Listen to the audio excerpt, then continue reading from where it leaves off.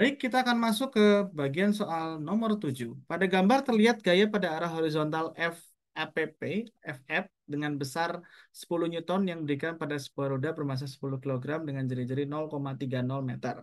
Roda itu menggelinding dengan mulus pada permukaan horizontal. Dan besar percepatan pusat massanya adalah 0,6 meter per second kuadrat. Berapa besar gaya gesek yang bekerja pada roda tersebut dan berapa moment inersia roda terhadap sumbu rotasi yang melewati titik pusat massanya gitu ya. Nah, kalau kita bisa lihat karena FAP gitu ya, FAPP ini dia dikerjakan pada titik pusat rotasi, maka kita bisa tinjau untuk semua gaya yang bekerja pada sistem. Di sini maksud dari mengeliling dengan mulus artinya dia mengalami gerak rotasi juga ya pada titik yang bekerja di bawah. Nah, yang menyebabkan gerak rotasi itu adalah gaya gesek. Jadi otomatis kita bisa bayangkan di sini dia akan punya gaya gesek.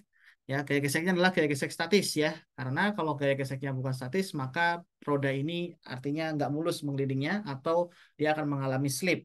Lalu selain itu ada apa lagi? Yaitu ada gaya gravitasi, ya M dikalikan dengan dia arahnya ke bawah dan juga gaya normal yang arahnya ke atas gitu ya. Sehingga kalau kita bicara tentang hukum Newton untuk arah X atau arah horizontal, kita bisa dapatkan sigma Fx itu akan sama dengan M dikalikan dengan A. Gayanya adalah Ff dikurangi dengan gaya gesek statis sama dengan M dikalikan dengan A. Dari sini kita bisa dapatkan bahwa gaya gesek yang bekerja atau yang dialami oleh roda itu akan sama dengan M dikali A. Oh, maaf, saya salah ya. Jadi Ff dikurangi dengan M dikalikan A ya, karena kita pindah ruas sesuai yang berkaitan. FF-nya adalah 10 Newton, M-nya itu adalah 10 kilogram, percepatannya pada pusat massa, karena di sini gerak translasi itu berarti gerak pada percepatan pusat massa adalah 0,6 meter per second kuadrat. Sehingga kita bisa dapatkan di sini 10 kali 0,6 adalah 6, ya. Artinya ini akan sama dengan 4,0 Newton. Nah, lalu yang B, berapa moment inersia beroda terhadap sumbu rotasi yang melewati pusat massanya?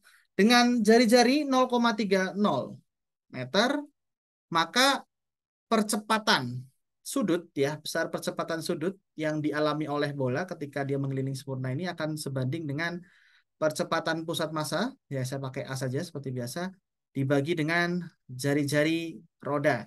Ya, akan sama seperti 4,0 Newton dibagi dengan 0,30 meter atau ya jari-jari 0,3 ya. Di sini percepatan pusat massanya adalah 4.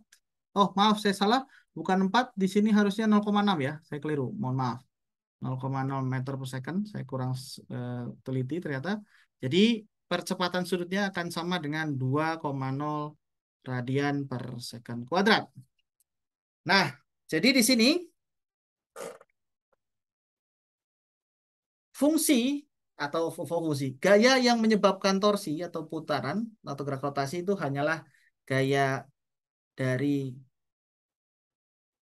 apa namanya gaya gesek. Sedangkan gaya-gaya yang lain itu adalah gaya yang bekerja pada titik pusat massa sehingga dia tidak akan mendapatkan torsi, sehingga besar dari torsi yang ada itu akan sama dengan momen inersia dikali besar alfa.